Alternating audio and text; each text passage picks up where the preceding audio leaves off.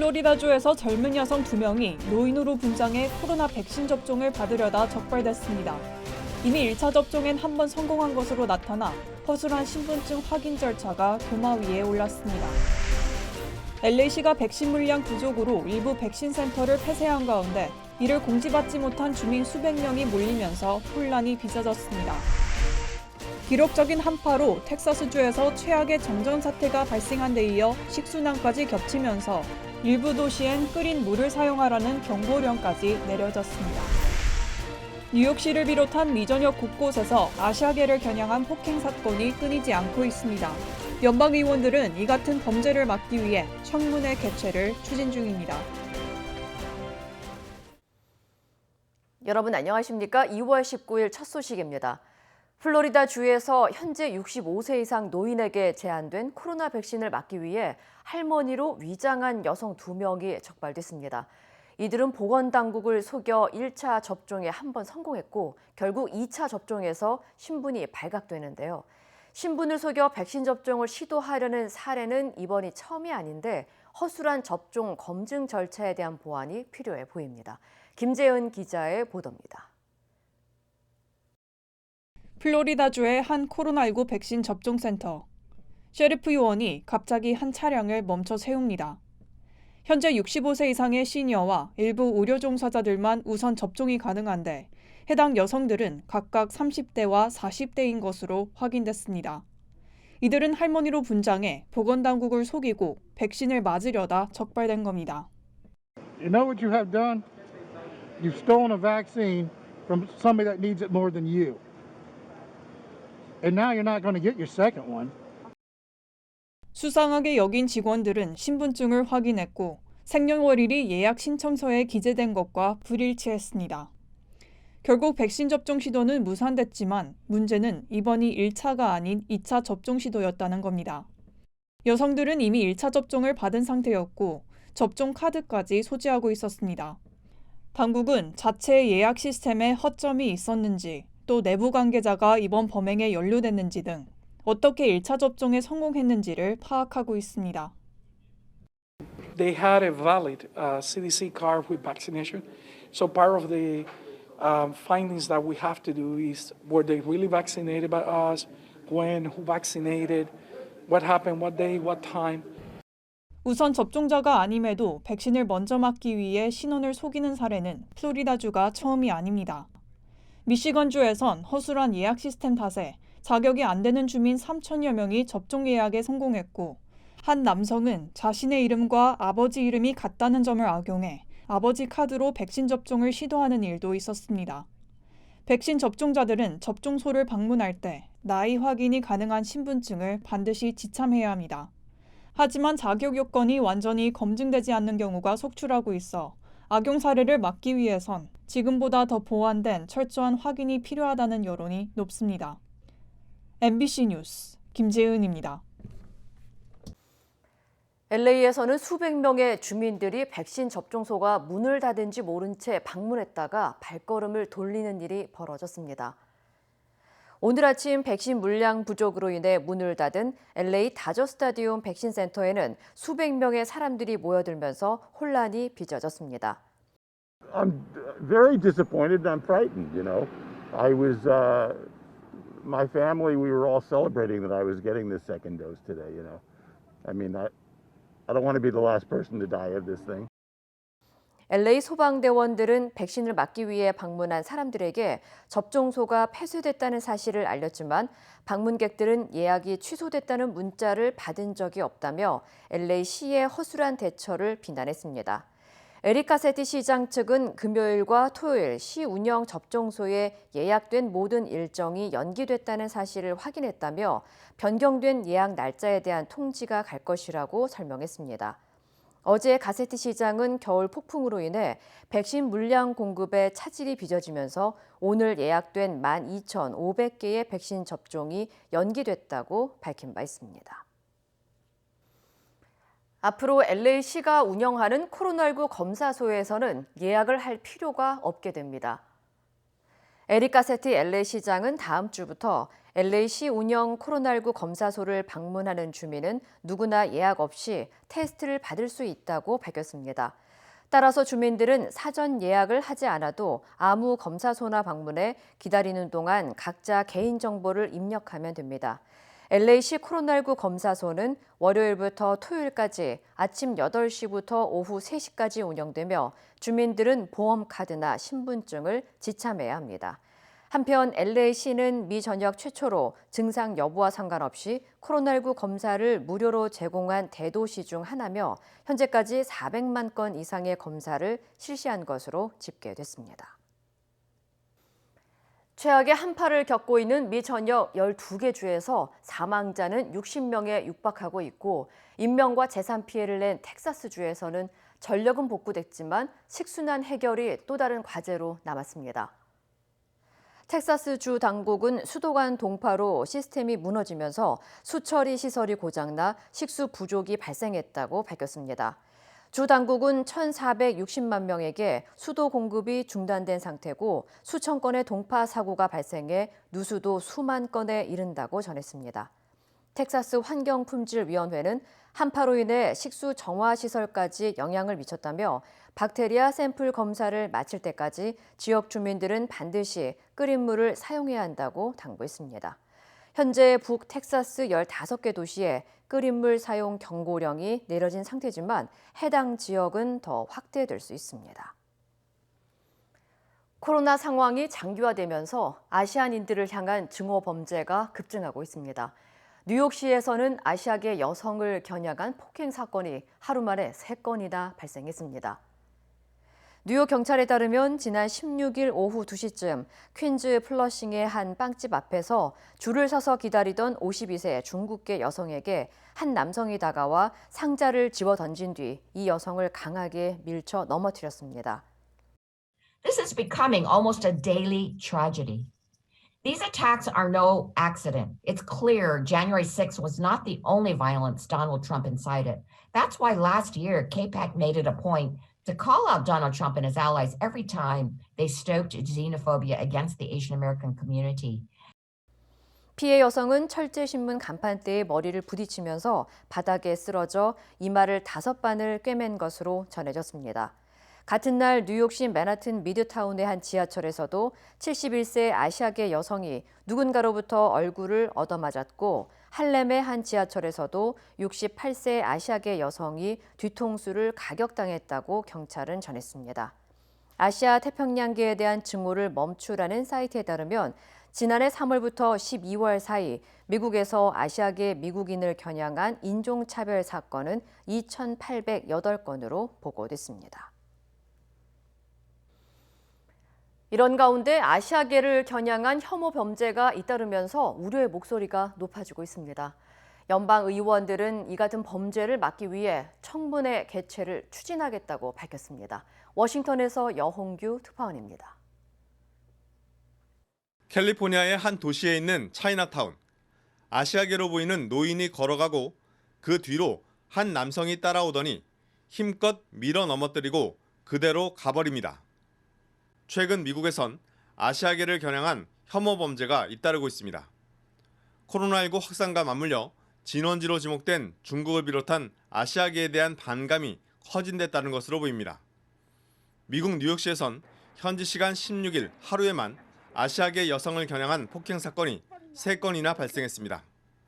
빌 클린턴 전 미국 대통령은 트위터에 올린 글에서 아시아계 미국인을 겨냥한 혐오 범죄가 증가하는 것에 깊이 우려한다고 말했습니다.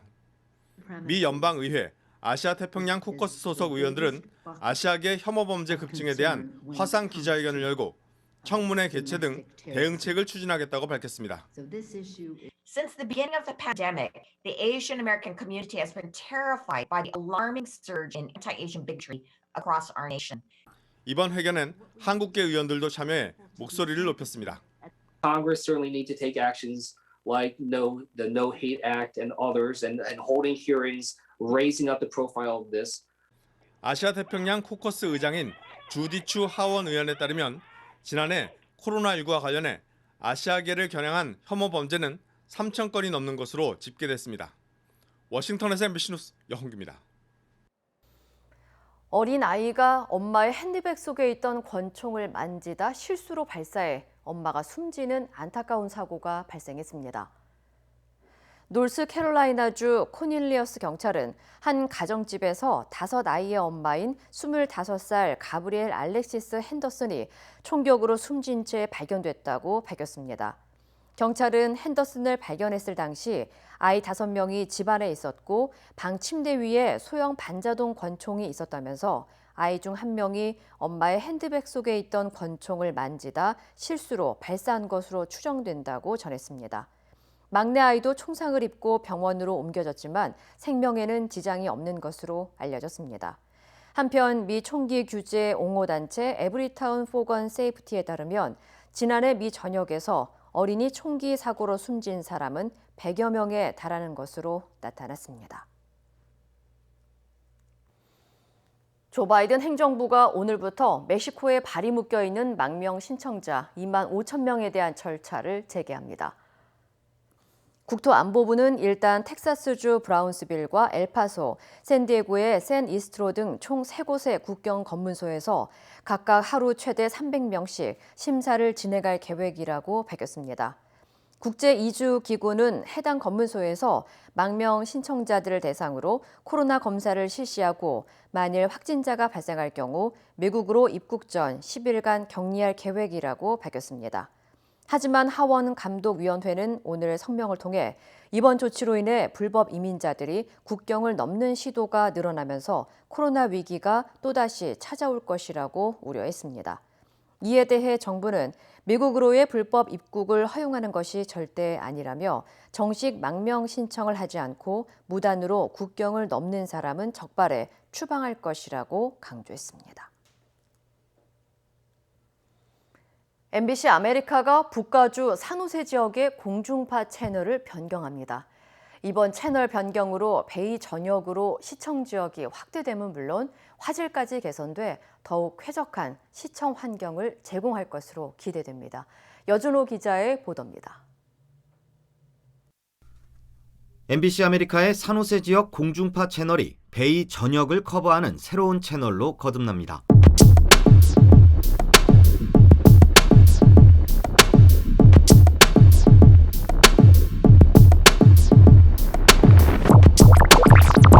MBC 아메리카는 더욱 쾌적하고 향상된 시청 환경을 제공하기 위해 채널 변경을 단행하고 송출을 시작했습니다. 이에 따라 기존 산호세 공중파 채널 24.6은 15.4로 변경되고 시청 지역 역시 베이 전역으로 확대됩니다. 네, 기존에는 산호세 지역에서만 시청이 가능하셨는데 산호세 지역을 포함해서 샌프란시스코 베이 지역, 그다음에 오클랜드 지역까지 좀 더 넓은 곳에서 많은 시청자분들이 시청 가능하시게 되었습니다. 기지국도 변경됐습니다. 샌프란시스코에서 가장 강력한 송출 신호를 가진 스트로타워로 기지국을 변경해 기존보다 더욱 향상된 화질을 제공할 것으로 기대됩니다. 네, 기존에 비해서 2배 이상의 파워로 전송이 되기 때문에 시청자분들이 좀 더 좋은 퀄리티로 시청하실 수 있게 되었습니다. MBC 아메리카의 새로운 베이 지역 공중파 채널 15.4는 한국과 미국 로컬 뉴스는 물론 복면 가왕 등 MBC의 수많은 예능 프로그램과 드라마, 다큐멘터리 등 다양한 컨텐츠를 제공합니다. 베이 지역의 시청자들은 디지털 안테나를 이용해 15.4번을 볼 수 있습니다. 현재 시험 방송 중인 15.4 채널은 다음 달 1일부터 공식 전파를 탈 예정입니다. MBC 뉴스 여준호입니다. 미국에서 코로나19로부터 가장 안전한 주로 알래스카주가 꼽혔습니다. 인터넷 리서치 기관 월렛허비, 연방 센서스국과 코비드 트래킹 프로젝트 등의 데이터를 분석한 결과 코로나19에서 가장 안전한 주에 알래스카주가 1위에 올랐습니다. 코로나19 백신 접종률, 확진율, 입원율 등 총 5개 항목 평가로 실시된 이번 조사에선 알래스카주에 이어 하와이주와 메인주가 각각 2위와 3위를 기록했습니다. 50개 주 가운데 캘리포니아와 네바다, 플로리다주 등은 각각 31위와 39위, 40위를 기록하며 중하위권에 머물렀습니다. 반면 뉴욕과 오하이오, 사우스캐롤라이나주는 최하위권을 기록해 코로나19에서 가장 위험한 주인 것으로 파악됐습니다. 앤서니 파우치 국립 알레르기 전염병 연구소 소장이 초등학생들은 2022년 초까지 코로나 백신 접종을 받지 못할 것이라고 말했습니다. 백악관은 오늘 브리핑에서 고등학생들은 올 가을에 백신을 맞을 수 있지만 초등학생들은 2022년 초가 되어야 백신을 맞을 수 있다며 지연된 코로나19 백신 일정을 발표했습니다. 앞서 파우치 소장은 고등학생들은 봄이나 여름부터 백신을 맞기 시작하고 1학년 정도의 어린 학생들은 9월부터 예방접종을 받기 시작할 것이라고 예측했습니다. 하지만 최근 발표된 타임라인에서 각 단계는 4개월에서 5개월 정도 지연됐고 파우치 소장은 이것이 가능한 가장 빠른 일정이 될 것이라고 설명했습니다. 의료진들은 수백만 명의 어린이에게 백신을 접종하는데 시간이 오래 걸릴수록 확산세를 멈추기가 더 어려워지고 더 많은 변종이 생길 것이라며 어린이 백신 승인의 긴급성을 강조했습니다. 김명수 대법원장이 현직 법관이 첫 탄핵 심판을 받는 상황과 이 과정에 불거진 자신의 거짓 해명 논란에 다시 고개를 숙였습니다. 그러면서 사법개혁의 완성을 위해 사명을 다하겠다며 물러나지 않겠다는 뜻을 분명히 했습니다. 공윤선 기자입니다.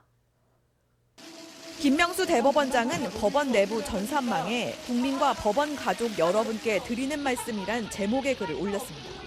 먼저 임성근 부장판사가 헌재의 탄핵 심판대에 오른 일부터 사과했습니다.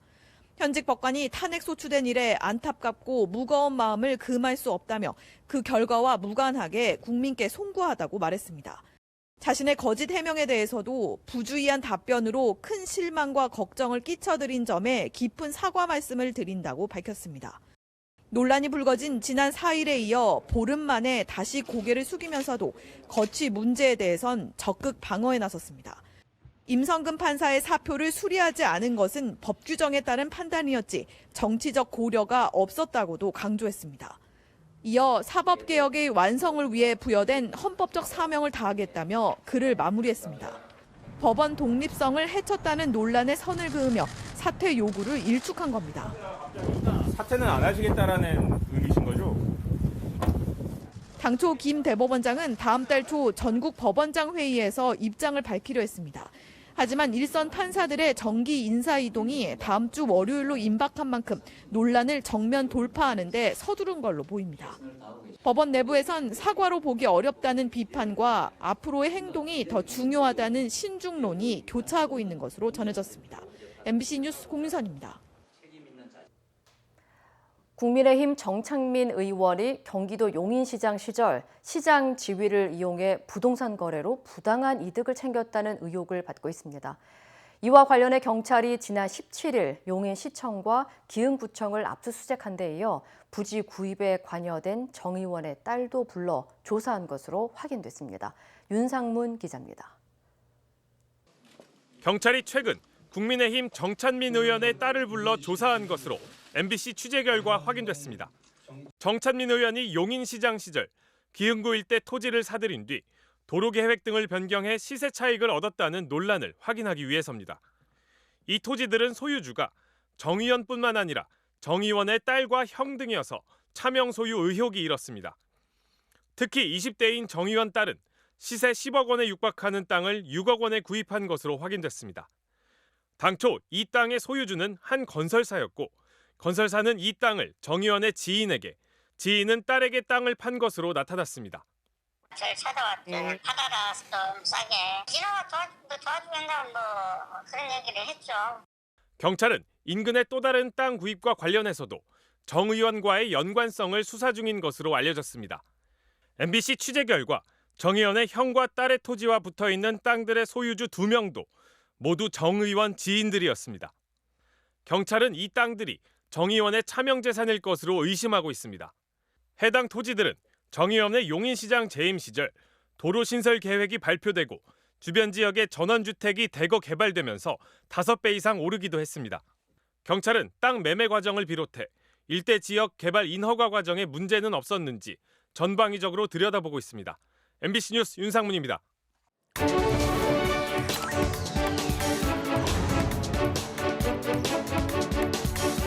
어제의 뉴스를 짚어드리겠습니다. 뉴스 터치 시간 터치맨 나경철 씨 나와 있습니다. 어서 오십시오. 안녕하십니까. 첫 번째 키워드 볼까요? 네. 10,000원으로 떠나는 해외여행. 자, 국내선 항공권이 특가로 나온다는 얘기는 종종 들었습니다만 10,000원으로 해외여행이 가능해요? 네, 이제 10,000원, 20,000원 정도면 세계 어디든 갈 수 있는 여행 상품이 있다고 합니다. 그렇습니까? 그렇다면 뭔가 특별한 방법이 있는 모양인데 네. 좀 자세히 알아볼까요? 네. 코로나19로 하늘길이 모두 막힌 요즘 여행 떠나고 싶은 분들 많으실 텐데요. 현지 가이드가 직접 여행지 구석구석을 안내해주는 랜선 여행 시장이 호황을 누리고 있다고 합니다.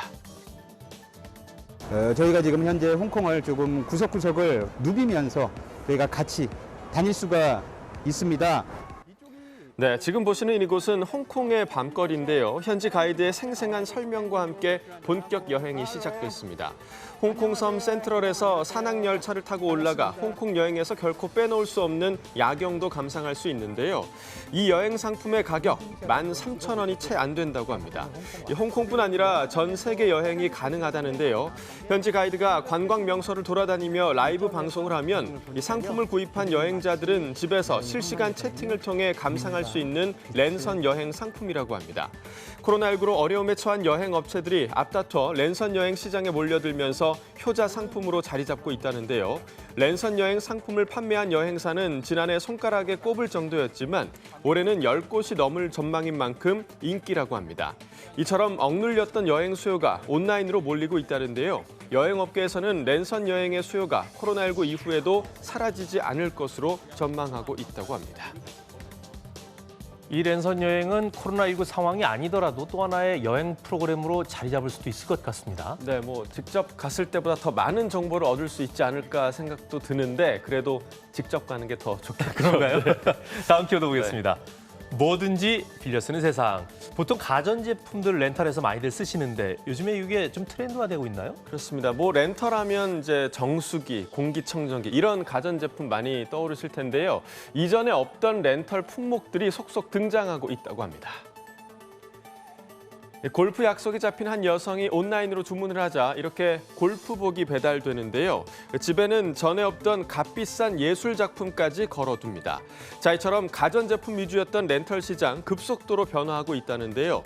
골프채는 물론이고 자동차 타이어, 또 심지어 고양이 화장실까지 이 렌털 제품도 점점 다양해지고 있다고 합니다. 코로나19로 지난해 국내 렌털 빅3인 업체들의 매출 전년 대비 11%나 늘었을 정도라는데요. 후발 업체들 또한 틈새 상품으로 시장 공략에 나서면서 렌털 시장을 키우고 있다고 합니다. 코로나19로 주거 공간에 대한 관심이 늘어난 게 첫 번째 이유입니다. 소유보다 경험을 중시하는 세태의 변화와 1인 가구 증가 등이 복합적으로 작용하면서 뭐든지 빌려 쓰는 세상이 됐다는데요. 젊은 층의 과시 문화도 렌털 시장을 키우는데 한몫하고 있다고 합니다. 경험을 중시하고 자신을 과시하고자 하는 욕구가 결합된 결과라는데 과연 일시적인 트렌드일지 아니면 우리 사회의 문화로 자리 잡을지 지켜봐야겠습니다. 네, 비싼 명품 가방도 몇만 원이면 빌릴 수 있다니까 더욱더 좀 주목받고 있는 것 같습니다. 관심이 갑니다. 네. 다음 키워드 보겠습니다. 수입차 타고 골프장 가고 요즘은 많이 대중화됐습니다만 한때 일부 부유층이나 아니면 높은 분들 얘기하는 것 같은데 네. 누구 말하는 거죠? 사실 코로나19 때문에 내수 소비는 지금 침체되고 있는 그런 상황인데요. 밀레니얼 세대로 불리는 2030 세대들의 지갑이 골프장과 또 신차 구입에서 열리고 있다고 합니다. 네, 최근 SNS에서 흔히 볼 수 있는 장면, 바로 젊은 층들의 골프 열풍인데요. 이처럼 골프는 코로나19 확산으로 수혜를 입은 업종 중 하나로 분류되고 있습니다. 특히 수년 전부터 진입 장벽이 낮고 비용이 저렴한 스크린 골프가 활성화되면서 2030 세대가 골프에 큰 관심을 갖게 됐는데요. 한 카드 회사가 지난해 3월부터 석 달간 골프장 매출을 비교해봤더니 40대와 50대보다 20대와 30대 증가율이 더 높았다고 합니다.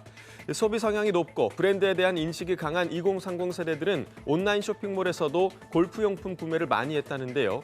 지난해 상반기 20, 30대의 골프용품 구매 건수는 2019년 상반기보다 최대 40% 이상 증가했을 정도라고 합니다. 이 골프뿐 아니라 수입차 시장도 밀레니얼 세대가 접수하고 있다는데요. 지난해 국내에서 판매된 수입차 24만여 대 중 30대가 구입한 수입차 물량은 49,600여 대로 40대와 50대를 앞질렀다고 합니다. 이 중 20 20대도 8,700여 대를 구입했다는데요.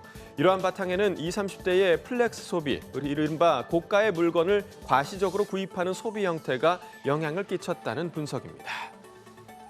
네, 앞서도 잠깐 언급했듯이 이 과시 소비 행태가 2030 세대들에게 영향을 끼치고 있는 거는 어느 정도 분명해 보입니다. 네, 이런 형태가 좀 바람직한 소비인지는 좀 생각해 볼 문제인 것 같습니다. 그렇습니다. 네. 마지막 키워드 보겠습니다.